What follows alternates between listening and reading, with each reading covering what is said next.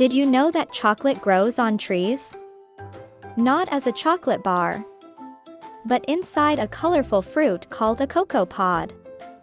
I'm Smartie the Alpaca. Today we're discovering how chocolate is made. Let's go. Chocolate begins on a cacao tree. This tree grows in warm, tropical places near the equator.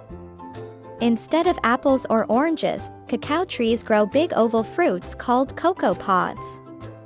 Inside each pod are many cocoa beans. But they don't taste like chocolate yet.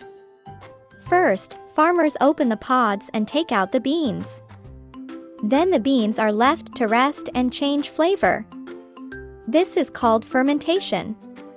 After that, the beans are dried in the sun. Next, they are roasted to bring out the rich chocolate smell and taste.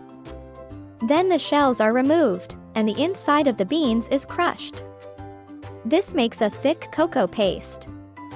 The cocoa paste can be mixed with things like sugar and milk to make different kinds of chocolate. Finally, the chocolate is melted, shaped, cooled, and turned into the chocolate bars we know.